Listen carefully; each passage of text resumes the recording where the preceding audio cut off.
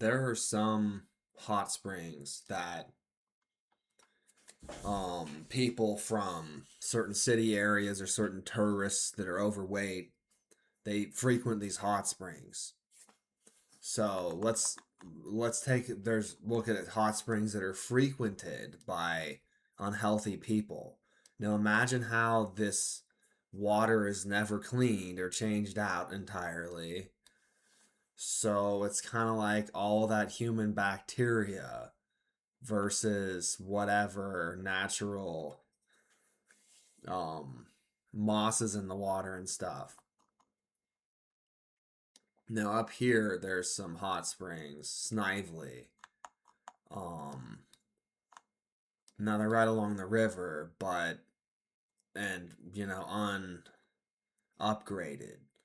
So that means that when you go past there, you'll just see people from the local Treasure Valley. This is a common one they go to. And like if you don't want to have sex with someone, then don't get in a hot spring where they've been. You know what I mean? Like why would you want to? That's kind of gross. So definitely with this hot spring, but I was just going to use Cove Hot Springs as an example. It's over in Oregon. Everybody in Oregon wants to do this type of thing, and up into the mountains of Washington and Idaho as well, of course, the whole Northwest. You take hot spring areas, which there's more and more plentiful areas of hot springs appearing. There's more lava under the ground heating more water, which is good because they sunk a whole bunch of water that was supposed to flow out into the ocean through the Snake River and such, froze it underground into a big bulging mass with tons of nitrates and claimed it was for fracking.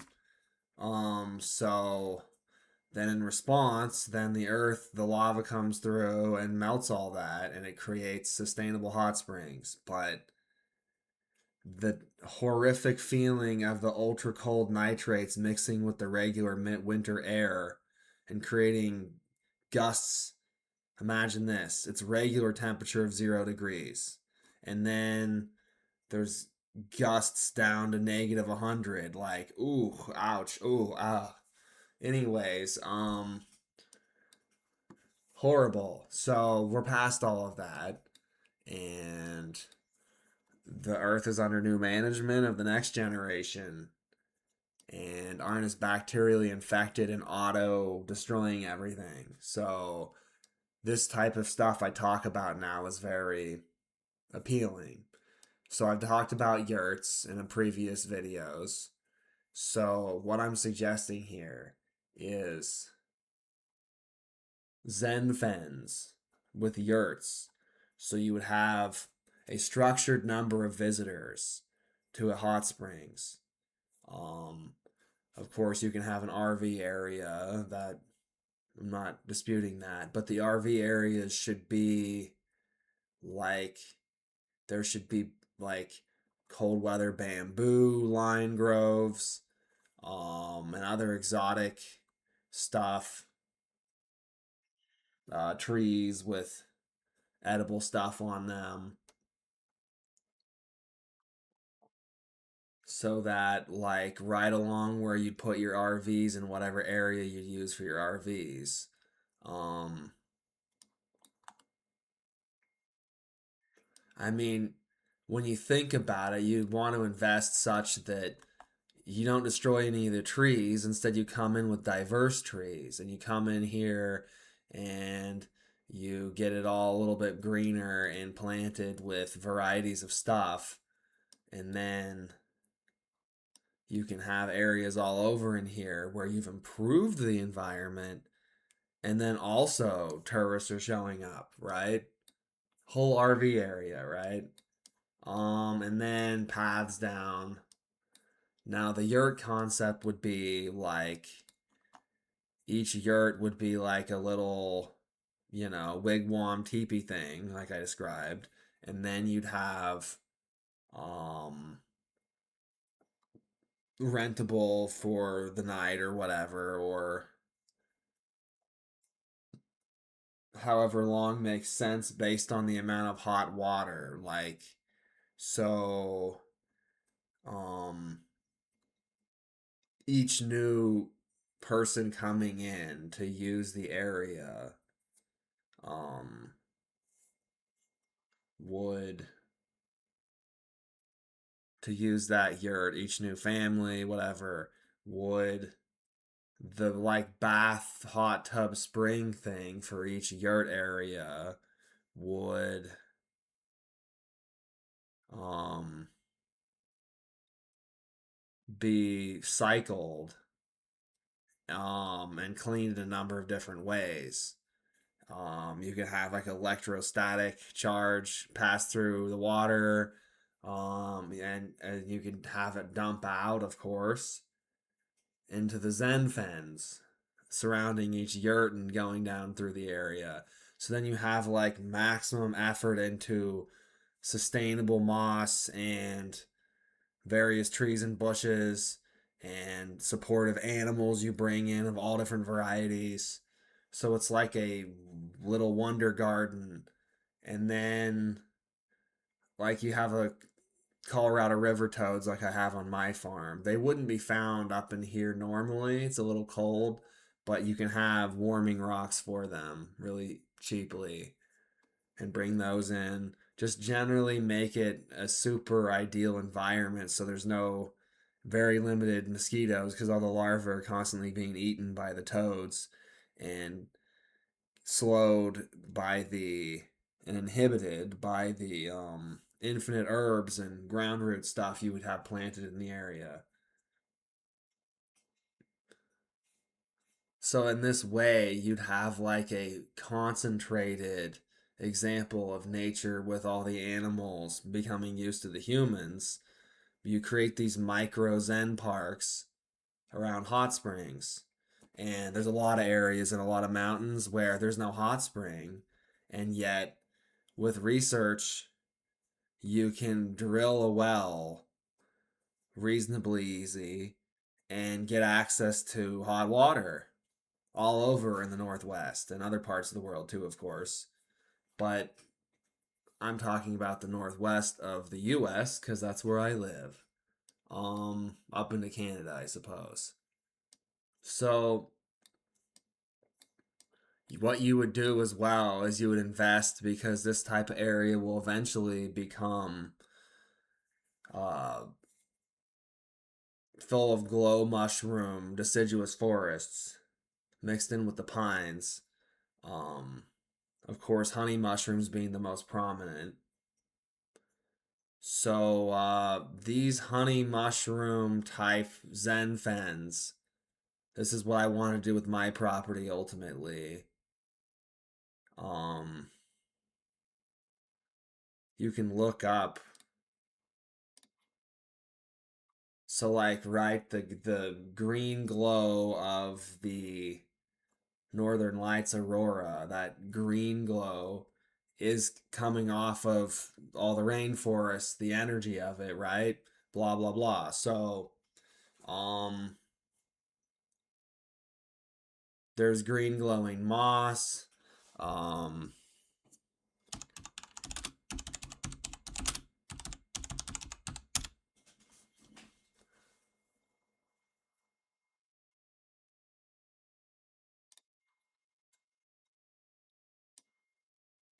there were reports and images. Now it's all just this stuff. It's not real anything. Okay.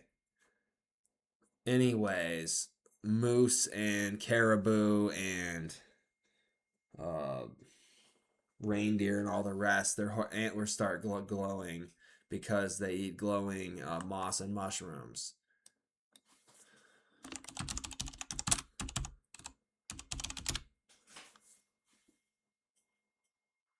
Soft green blue bioluminescence. There's now thousands of these mushrooms all over in the nature taking over images.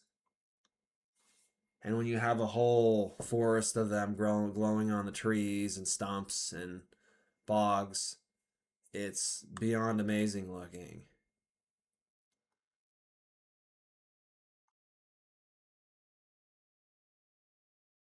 So I'm gonna be definitely trying to get glowy mushrooms eventually on my micro park on my land.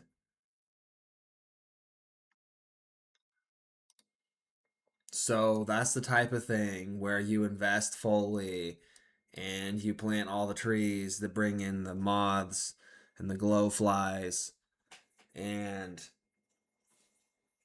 then it's not only like sanitary, but like you can have like trickling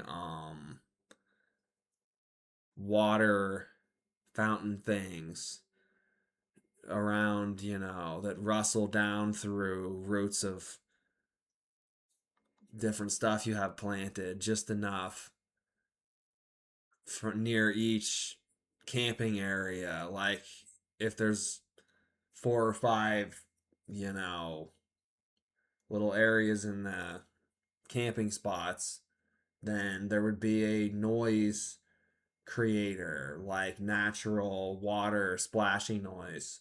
Everybody admits, like on the local radio, they were saying in order to feel romantic and relaxed, they need water. They need to be looking at water, hearing water, the ocean, or in the mountains, or whatever. Um, Hydrogen is very important, even the sound of it entering the human ears. So you'll notice if you go on YouTube, there's this really nefarious trend where you can't look up very easily relaxing thunderstorm rain sounds. All of it is false and made by people with pieces of tin and water dripping in a warehouse, and they're replacing and hiding all of the search results of people uploading regular storms on their porches. It's really weird. You can't actually search on YouTube for nature things very well. It's all blocked and discouraged from being uploaded because no one will see it. Um, and then they do mass cleansings where they try to delete off of crappier YouTube servers run by degenerates in certain cities, and then have that be the ones that you have to connect to across as much of the world as possible, So there really are different internets, and only now is there some consensus on freedom of internet. So, that means I hope this gets out to people. I know people I've talked to 5 years ago, 30 years ago, brought up this type of stuff and said it was a great idea. And I mean, what could be better? What could be more relaxing than what I'm describing? I don't know. It's the best. That's all I know. Um, I mean, I guess a few other things I can talk about is just that you'd have like natural sudsy fruit and pine stuff that would shoot out and clean the surfaces in the like bathroom tub section of the yurt. Um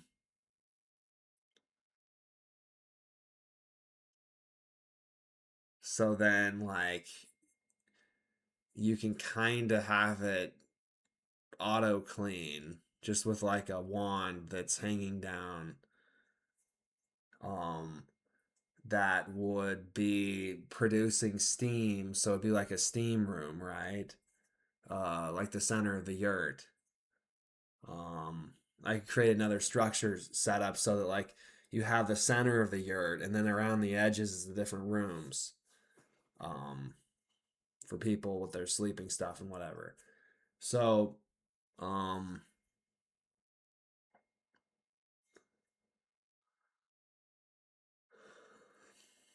the steam would be just like adjusted by somebody, a worker. I mean, eventually it could be automated, but the point is, you come in and you like have the steam concentrated into along with the cleaner, like a hot mist at pressure that can squirt out like an iron. cleaner thing, and you just clean the hell out of everything really fast. It's all shaped to do it quickly. And you can even, of course, have each people renting the zone um, be required to have it clean. And then if people go in there and it's not clean, then you'd be charged an additional, $10 or whatever for whatever staff, ranger, person to clean it quickly themselves. And then you'd like actually be marked as like, negligent to clean. And then, that'd be really bad, wouldn't it? You'd have to, you know, show up and clean two areas. I don't know, whatever. The point is, you can create all kinds of legalistic rules and stuff, but the point is about making this a Zen area and not worrying too much about that. And when that type of thing is an issue, it's like you have to approach it with the right methodology and part of your brain, in a zenful attitude. Okay. That's all about this location, but the same concept can be applied all over. Um, Hot Lake Reservoir and Springs Resort. Um, so like, is the lake hot sections or is it not? How does that work? And then they've got a fountain here. Like, okay, they've got a little pool here. I gotta ask, how much hot water is being wasted here? I mean, look at all of this. I just gotta ask. Come on now. You could have, um, I always say Indians and Asians love to come over here, right? So you could have this area developed into however many zones and have it registered for people to show up and reserve. And then that's a lot of tourism. That's a lot of, you know, revenue, whatever, all the stuff. It's a lot of support and upgrades of the area rolling into it to make it more appealing and sustainable.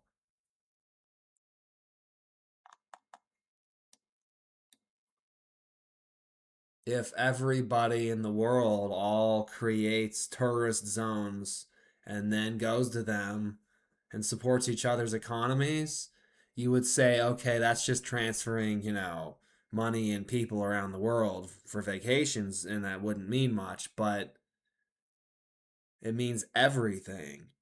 The people you might meet, the areas you might immigrate to, the business changes to the landscape that'll occur from it, and family units into the future are what, keep the world positive so that, people give a shit about making it a green world.